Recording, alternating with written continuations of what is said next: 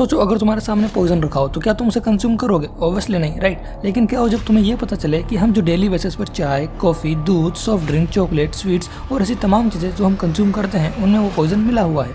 जिस पॉइजन की बात मैं कर रहा हूँ वो है शुगर, जिसे खुद WHO ने स्वीट पॉइजन बताया है।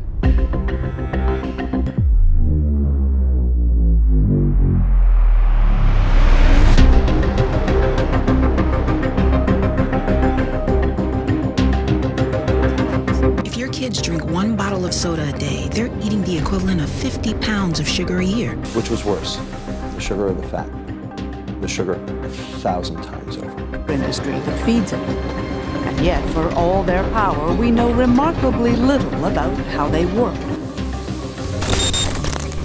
हेलो एवरीवन, तो आज इस वीडियो में हम जानेंगे कि शुगर एक्चुअली है क्या, इसका इंपोर्टेंस क्या है, शुगर बनती कैसे है, शुगर क्यों और किस वजह से हमारे लिए बुरी है, और लास्ट में हम देखेंगे कि अगर हम शुगर छोड़ते हैं, शुगर कंजप्शन कम करते हैं तो हमारी बॉडी में क्या चेंजेस देखने को मिलते हैं। Point number 1, what actually is sugar.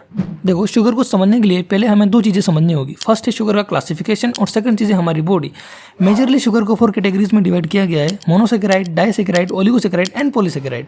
अब जितने भी ये फैंसी वर्ड्स हैं हम इन्हें सिंपल वे में समझते हैं।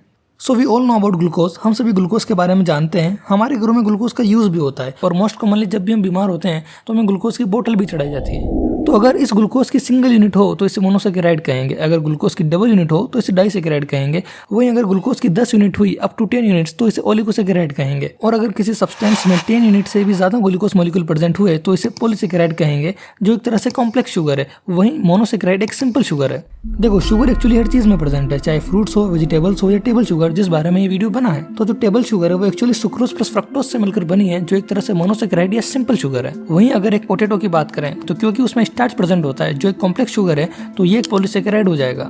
नाउ शुगर का क्लासिफिकेशन और कुछ बेसिक हमने देखा है। अब शुगर को समझने के लिए सेकंड चीज है हमारी बॉडी। ह्यूमन बॉडी अपने आप में एक कॉम्प्लेक्स सिस्टम है और ये किसी वंडर से कम नहीं।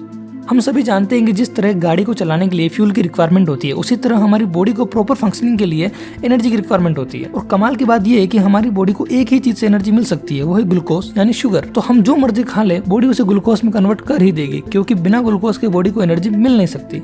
ग्लूकोज हमारी बॉडी के लिए फ्यूल का काम करता है। जब भी हम शुगर कंज्यूम करते हैं तो हमें इंस्टेंट एनर्जी मिलती है and we are feeling good. Point number 2, how sugar is made. तुम्हें कई लोग ये आर्ग्यू करते मिल जाएंगे कि शुगर से आखिर प्रॉब्लम क्या है, वो तो नेचुरल चीज से मिलकर बनी है। अब ये बात बिल्कुल ठीक है कि शुगर नेचुरल चीज से मिलकर बनी है, लेकिन शुगर बनाने का जो तरीका है वो आर्टिफिशियल है।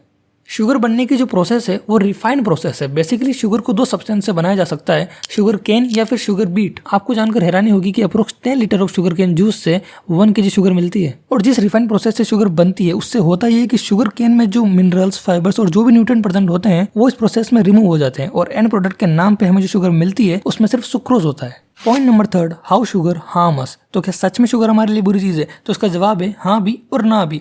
आप कहेंगे ये क्या बकवास है, लेकिन ये कोई बकवास नहीं, सच है। शुगर तब तक हमारे लिए बुरी नहीं है जब तक हम उसे एक लिमिट में कंज्यूम करें। अब ये लिमिट क्या है? तो अकॉर्डिंग टू WHO शुगर आपके खाने के टोटल इंटेक के 10% से ज्यादा नहीं होना चाहिए। आसान शब्दों में कहें तो 25 gram sugar per day is more than enough. Actually हमारी बॉडी को शुगर की बिल्कुल जरूरत नहीं है। 25 ग्राम पर डे एक मैक्सिमम लिमिट है कि इससे ऊपर तो ना ही जाए। लेकिन जैसे ही हम इस लिमिट को क्रॉस करते हैं धीरे धीरे चीजें बिगड़ना स्टार्ट हो जाती है। शुगर की सबसे बड़ी प्रॉब्लम है उसका एडिक्शन। शुगर ब्रेन में डोपामाइन रिलीज करता है, जिससे प्लेजर और हैप्पीनेस का अनुभव होता है और इंस्टेंट एनर्जी तो मिलती ही है।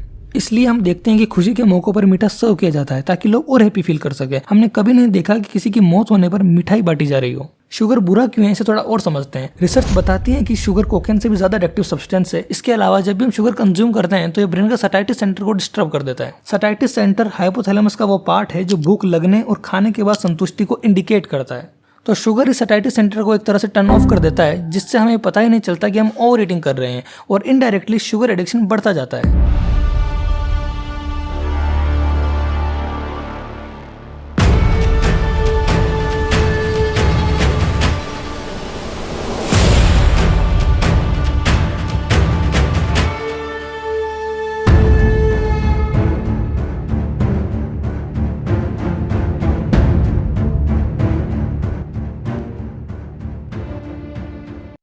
शुगर के ओवर कंजप्शन से obesity, type 2 diabetes, heart disease, liver का फैटी होना, tooth decay, metabolic syndrome, gout, hypertension और न जाने ऐसी कितनी बीमारियां होने का खतरा बढ़ जाता है। अब आप ये सोच के खुश मत होइएगा कि हम कहाँ इतने शुगर कंज्यूम करते हैं। आप जो कुछ भी मार्केट से परचेस करके लाते हैं उस पैकेट पर देखिए, आपको वहाँ शुगर मिल जाएगी। कोको कोला की 2 लीटर की बोतल में आपको 200 ग्राम एडेड शुगर मिलेगी, जो डेली लिमिट से 8 गुना ज़्यादा है। और इसके साथ ही ये एक प्रोसेस फूड भी है जिसमें केमिकल्स और प्रिजर्वेटिव भी मिले हुए हैं। मतलब कंपनी ने आपको हॉस्पिटल पहुंचाने का पूरा इंतजाम कर दिया है।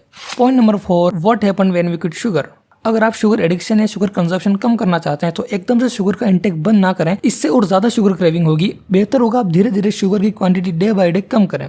तो जब हम शुगर कंज्यूम करना बंद कर देते हैं या शुगर कंजप्शन कम करते हैं तो कुछ समय बाद हमारी बॉडी में ड्रामेटिक चेंजेस देखने को मिलते हैं।